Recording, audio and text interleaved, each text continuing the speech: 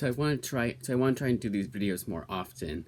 Where in the middle of the month I do what I'll be reading for the rest of the month. Now, at the end of the day, these videos are kind of not stupid. What's the word I'm looking for? Like, no matter what, there's always going to be comics that I don't show off because, the last 5 days I may add more. Or when I finish one book I'm going to be finishing today, and once I finish it, tomorrow I'll be adding another book to replace it. So it's always the same number. And I'll add in, because the last 5 days I want to do like one last hurrah where I do 26 books per day. Probably will go insane. And the thing about that is if you guys, those of you who've been watching me for a really long time, will know that I used to do that all the time. It was like 25 books per day. I got all day to do all day. I got all the time in the world to do this, and let's go. And it was like, I want to say nonstop, and it had like little breaks in between. Like I would go 3 weeks on, 1 to 2 weeks off. And I think that's exactly what I'm doing now, the more I think about it. But I want to say it was more frequent. Now I'm like once a month, and then once that the last few books are finished, we're done, and we make it less than that. Like it was like 17 was on average. Now that I'm off for the summer. When I'm back at work, obviously I'll be making it like much less than that. In fact, I want to make it like at most 10. Like really focus on finishing or getting caught up my TV shows, starting new TV shows, all that kind of stuff. Like these movies I have right here that you can't see because it's too high up. I kind of am. I could watch them one per day, no problem. But because I'm reading so much, I kind of can't. I have to be like, okay, we read and then we watch some movies. And honestly, I have a good strategy for that if I want to do it, but I'm fine with holding those off. They're not going to be due to the library for like a month, so I'm fine with waiting a little bit. I have watched 2 of them though, because the Watchmen movies, I want to watch the animated versions, and they have the Blu-rays at the library, and they went in. I'm like, oh wait, you can't have more than 10 movies. So I had to watch at least 2 to replace them with that. But let's get into it. But there was a time where I was like, it doesn't matter usually. It's not usually I'm reading too much and I can't. It's more just like it's movie comics and that's it. And even then, I'm going really fast. So it might as well be 26 comics the way I'm going about it. The schedule went on how much I'm reading per day, per hour. I mean, but anyways, let's get into it. First one up is Dungeon Crawler Carl, which everyone has been talking about. Now, why didn't I just read the book itself? Like why do I read comics and nothing but comics? It's just the way I am. The last novel I read was Where the Crawdads Sing, and that was right before the movie came out. So look up when the movie came out, the release date of that movie. Actually, I know it was 2022 because I finished it right before we went on vacation that year. So right before, ironically enough, before I got into collecting nothing but Image comics, I was collecting comics. It was also around the time that I finished my last read. When I last read my last novel, Jesus Christ, that was awful. Like that was just like a jumble of nothing. But yeah, it was around the time when I was reading the last novel I read. Was also around the time I got into Image comics. It's kind of funny. Now the whole Image thing, why buy nothing but Image? For those of you who wanted to know, maybe, and also everyone's video is someone's first video of mine. It's cost effective. Like this book right here. This thin ass book. For Marvel, it is $17.99, which is already a ludicrous price, but that's Marvel. It's like, okay, it makes sense. Dark Horse would charge you $20. Same page quality, same paper quality, same everything, same size, trade paperback, 4 issues. This is 5 issues. They skimp you and give you 4 issues, $20. That's already not the best selling point for me. Image Comics, traditionally on average, this would be $14.99 to $16.99. $9.99 if it's ongoing, like Diorc. I know it's called Diorc, but I call it Diorc. Diorc, the first volume is $10. They want people to get into comics and their comics. They know that they're constantly competing with Marvel and DC, all the other publishers. Like, hey, first volume of the series that everyone's talking about, $10, trade. There you go. So it's a lot of that. a lot of like cosmic, and it's just like I can get the same kind of stories from Dark Horse I get from Image. And now when I'm getting books from the library, as you can see here, it's from any and all publishers. So that's where I'll get my kick in fact, the one after Vision and Scarlet Witch is one that I wanted to read that the library fortunately had. I'd say digital sales too, but it's been a while since I bought anything digitally. For no comics, anyways. For no reason other than the fact that I've been getting a bunch of other shit instead, and that's the way the cookie crumbles. No, like, oh, I don't want to buy digital comics or nothing like that. I do prefer to buy physical comics and buy physical media. I'm definitely a physical media enthusiast, and I think that we should preserve physical media. I am definitely on that side, but I also see the benefits of digital movies. You can't argue.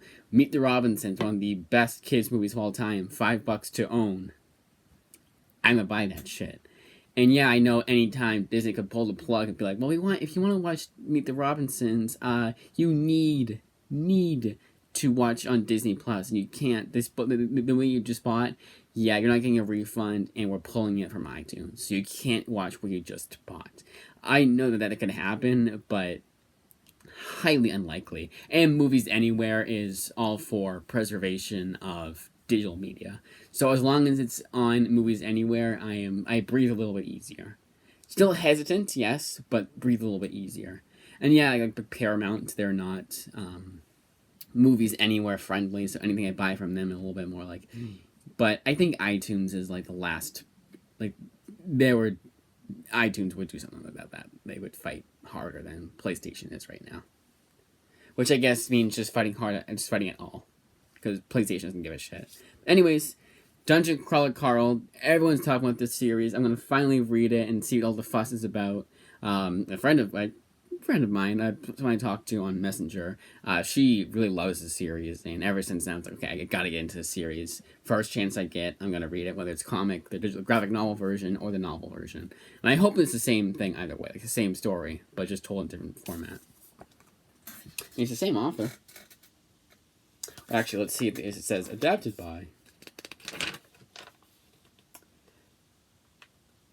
So I know it is the webtoon series.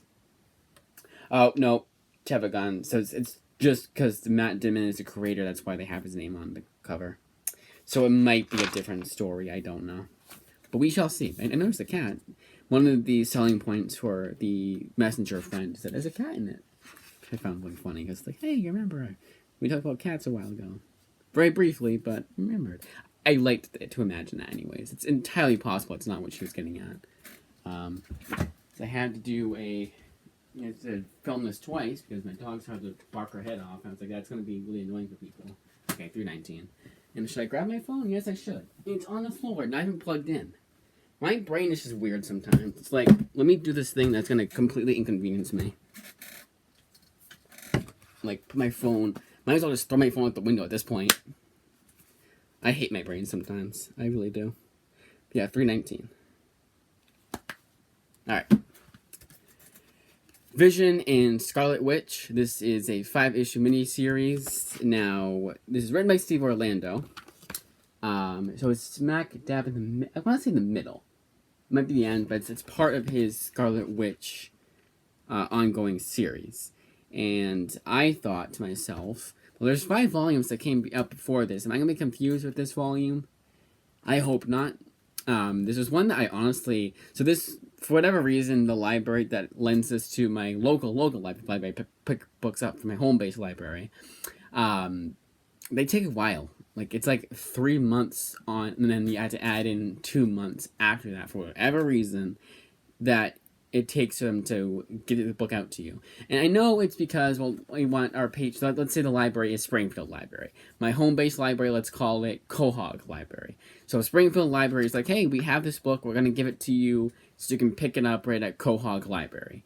And for whatever reason, Springfield Library takes forever. They're like... And I get it. They want them to be like, well, Springfield Library patrons, they get first dibs. And I get that, but it's like 5 months worth of first dibs when 4 out of the 5 months I looked at it and it was still in stock and no one had picked it up. I think at that point it should be 2 months if no one picks it up. Like in that and I mean absolutely nobody, no patrons, then I get it. So a lot of books like that I was kind of annoyed about. What was the one I was really annoyed about? I can't think of one. I can't. The Hulk series by Philip Kennedy Johnson. That one took a little while, and I was a little bit annoying. It's like I really want to read the series. I'm dying to read the series. You have it. Why is it taking so long? But this one, I was like, you can take 20 years. I wouldn't care because of the sole reason that I'm petrified. I'm kind of. I'm like, well, it's in the middle. And it's what. I honestly, I don't know why Springfield Library was like. They literally just did this. They were like at the comic book store, and they're like, yeah. Sure, this one. We know nothing about comics, and we shouldn't be doing this. We should have a specialist, hire a specialist, but we don't care. This one, yeah, this one. Okay. You go, you go. Yeah, okay. That's literally what they did, and it's like, I know I'm not expecting you to hire a specialist to be like, no, we know the one that we pick up for. We have to have one separate special professional for everything. No, but just like, do some research. They have nothing. No, not even like no living libraries on the face of this earth in my area, in the state I live in, have Scarlet Witch by Steve Orlando. Hoopla, but my library doesn't do Hoopla. They do Libby, which is annoying for graphic novelists like myself. It's like, oh cool, Archie. Oh cool, Captain Marvel, the most random volumes, which are good. I believe it was a series I was liking, if I'm remembering correctly. Miles Morales, the Solid Ahmed run, that's pretty cool. Oh, you'll have the full run. And you started collecting it when the series was still going, which made sense if I only had the first 3. But now that the run even has an omnibus, you're not gonna continue? Okay. That's Libby for you. It's just so weird for me, and it makes no sense why they can't just do Hoopla. Now, my library with the lending libraries and the whole interlibrary loan system is so vast that it really only matters in cases like this. All in all, I think my library is fantastic, and Libby is fantastic. It's just me being like, well, I want the specific book. Why don't you have the specific book? And it's like, well, you have this, why not have the whole entire series kind of thing? Like, you're good about that for the most part. And they are. Like, Magneto, they had the full run, even though that's a series that not a lot of people know about, the Cullen Bunn run. Deadpool, they had the entire Brian Posehn and Jared Duggan run. The follow-up series only had the first 3, but they had the entire run of that. The entirety of Wonder Woman New 52. The entirety of Batman New 52.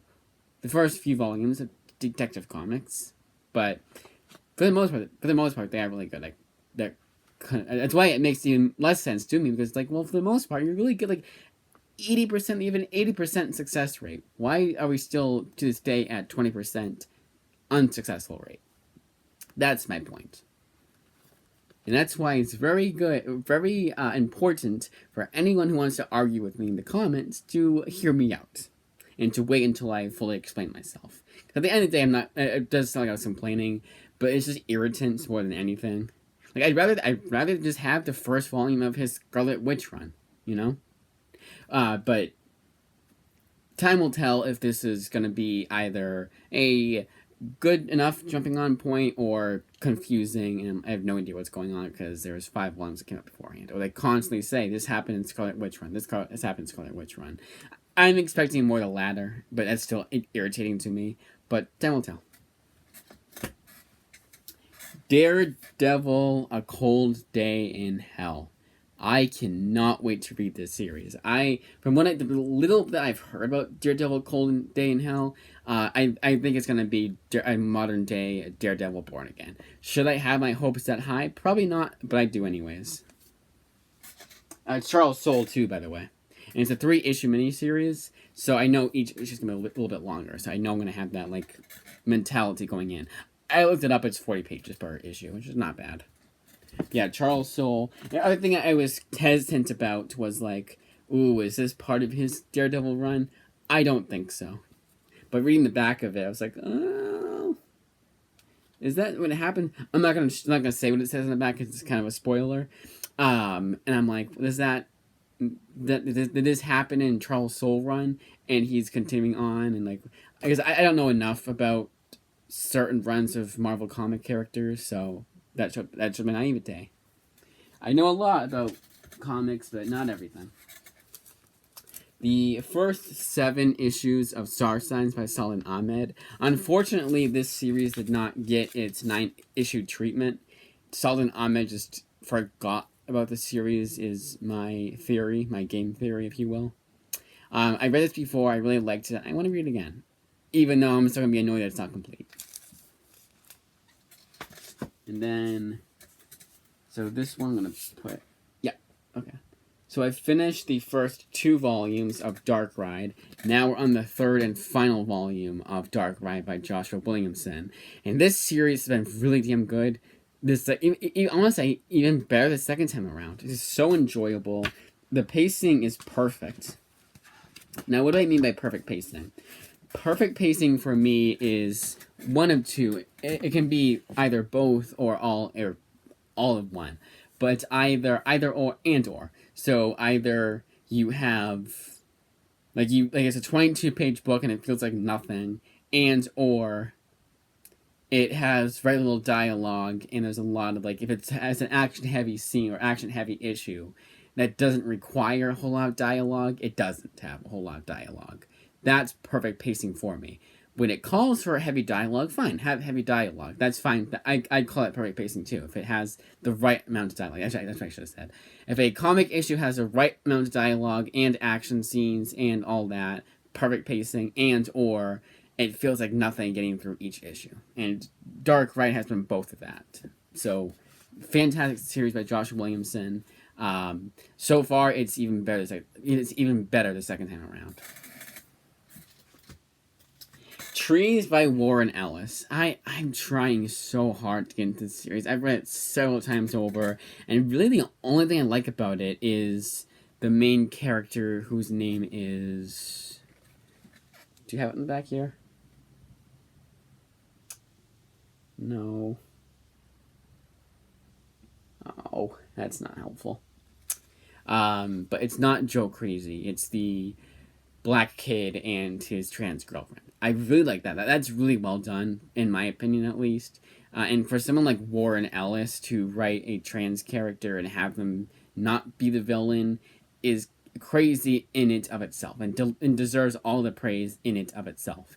You can say all you want about the allegations against him, but Trees has a pretty damn good trans representation in it. Honestly, there's no lecture whatsoever. They talk about it, but it seems like it's conversations that they would have in real life. It sounds very realistic dialogue. It does get a little bit too. It's why use 15 words when you could have used 5. That's a lot of a lot of the problems I have with this comic. That's in general. I just think it's very dialogue heavy when it's I don't know. I still know what's going on. It's fun, kind of funny. You're using a lot of dialogue to explain what's going on. I still don't fully understand what's going on, and that's pretty bad. But it's good enough. That would be my overall review of the series, and that's why I keep reading it, because I want to like the series. And there are parts I like. So there are certain aspects that keep me coming back, but it's never going to be a series that I have anything above a 5 out of 10 for. But Trees. Hopefully will it go up to a 6 out of 10 this time around? Time will tell.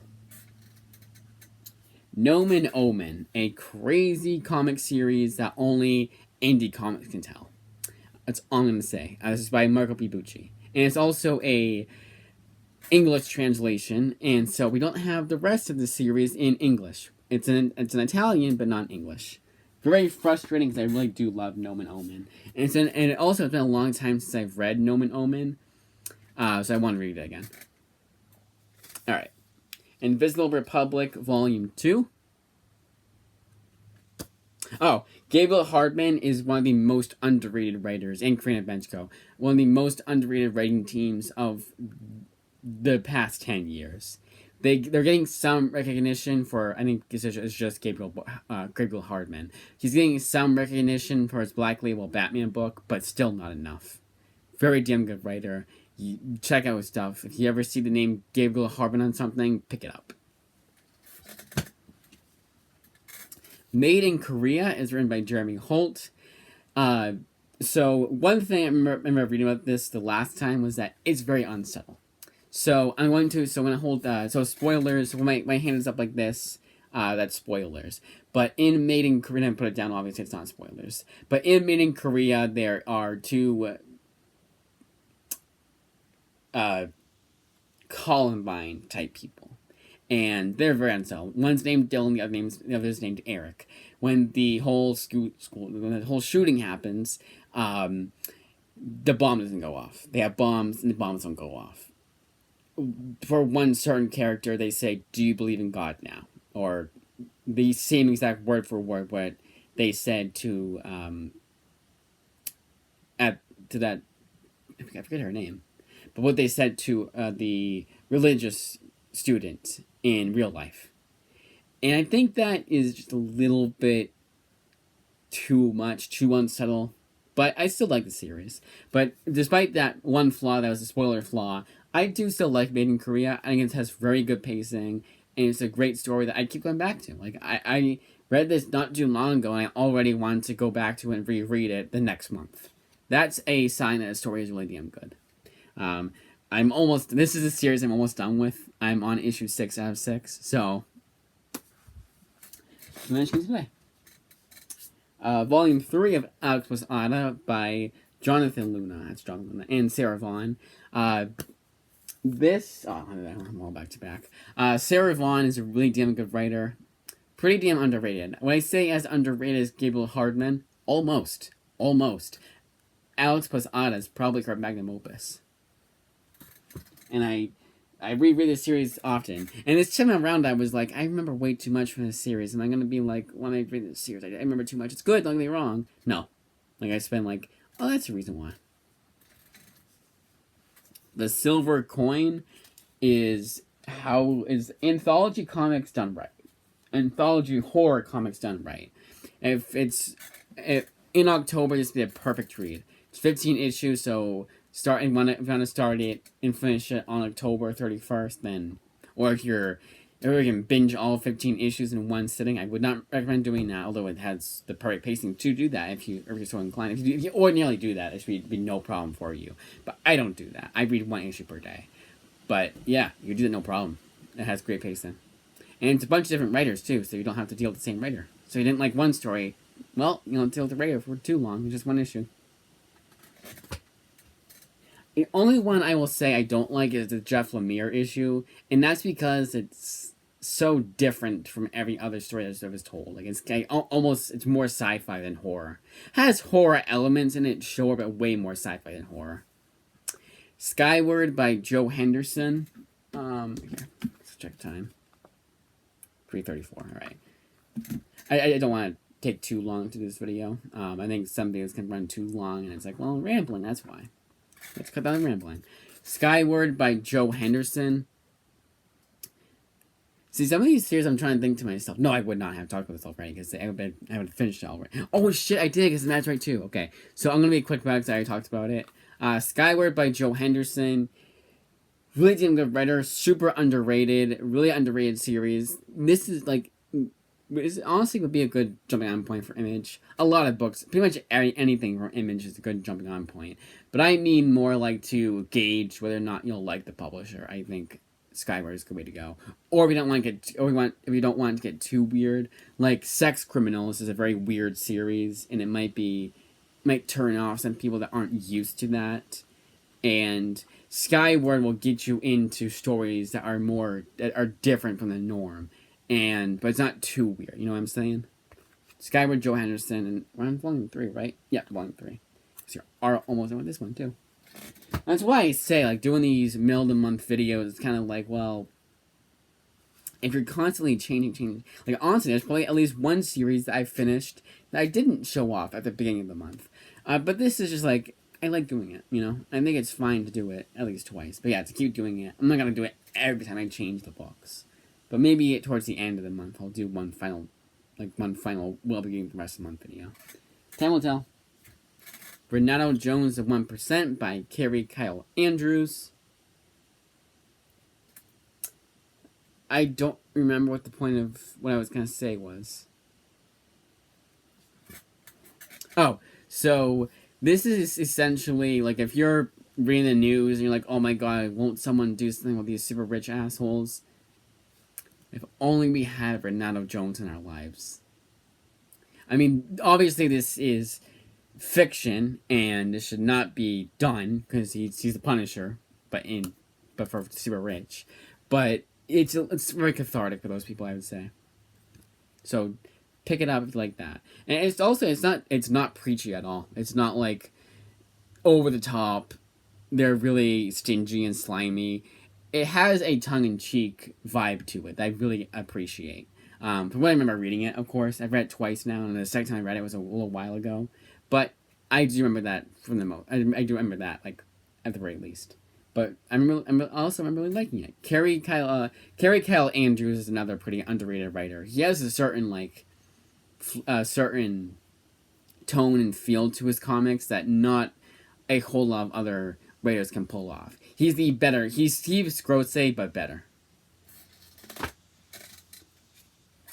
The Realm is one of the books that we're starting to read, hence why it's volume 1. This series I've read time and time again. I'll read time and time again. It's so damn good. Just one of those series that if you see the cover and you think, I'll like this series, you probably will.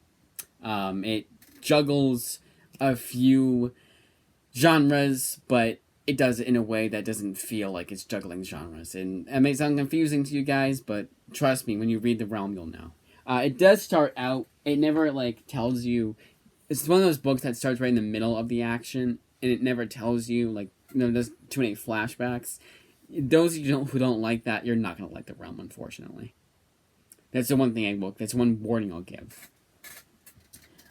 Paper Girls, one of my favorite comics of all time. Enough said. And one of my favorite writers of all time, Brian K. Vaughan. So this one is kind of confusing, going back to The Realm, because it's written by Seth Peck and Jeremy Huon, but Jeremy Huon does the artwork. But is he also the writer? It doesn't say. 9 out of times, Image Comics says, this is the writer, this is the artist. For Paper Girls, the writer is Brian K. Vaughan, the artist is Cliff Chiang. Very easy to tell, because it tells you right at the bat. And if you know Cliff Chiang's artwork, you'll know it's his artwork. But for whatever reason, The Realm doesn't tell you. And no, I don't know why it doesn't tell you. Gasolina. This is by Sean Makiewicz. This is definitely not for everyone.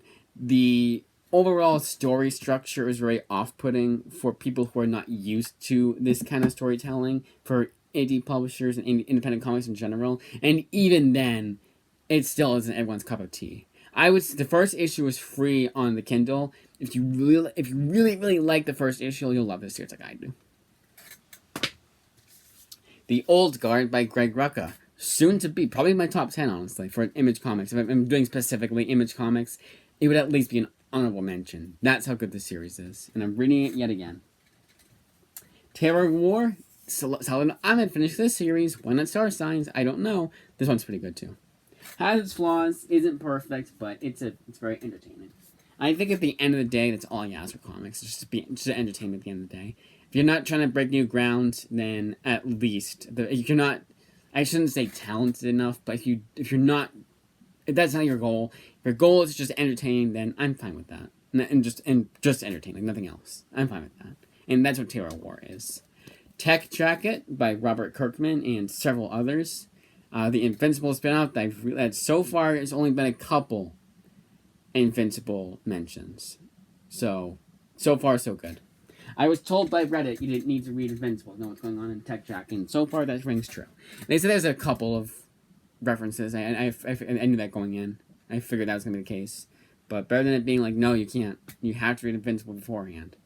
Because I know Invincible Universe, you have to. Moonstruck, the quintessential example of, the best example of, you look at me, you look at the cover of this book, the first volume is even better to do that with. And you think, this is your cup of tea? Yes, it is.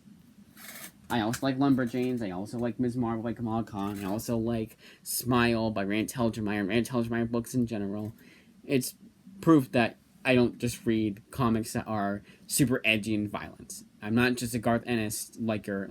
I'm not just a fan of Garth Ennis liker. What the hell is that? I'm not just a fan of Garth Ennis comics, nothing else. Wayward by Jim Zub, the series I keep coming back to time and time again, is definitely top 10 material. Hell, maybe top 5 material. That's how good it is. Skull Kickers, also by Jim Zub, is also proof that, like with Terror War, you can just make comics entertain. Oh, and so going back to Moonstruck, I'm going to put too fast. I'm rushing. This is written by the writer of Lumberjanes, Grace Ellis. Manifest Destiny, Chris Dignes. It's a really good series. If you like this type of era, like the 1800s, it's not, for a book that takes place so far in the past, it's very entertaining. There's a twist to it. Like I said before, I don't know if I would rather have a series, rather live in a world where the series doesn't have a twist it does, or have it be more about the actual Lewis and Clark expedition. I don't know. Because I think Chris Dignes is such a great writer that he can make either entertaining. He could have it be, like, basically just take the exact events of what happened, add nothing to it, but because his writing is so good, it would still be vastly entertaining for me. That's how great a writer Chris Dingus is, and that's how great a series Manifest Destiny has been so far. And I've read before, so it has been, or it was for me. And it still is, I guess, is what I would say. And finally, Philadelphia Volume 2. This is the hardcover Volume 2. Rodney Barnes. This is, of the 3 that I've read, spoilers, still my least favorite. Still really damn good, and like even more second time, but still, everything else he does. I think he's just better with the limited series, rather than ongoing. Although it's been canceled, so not ongoing anymore. And that, as I say, is that.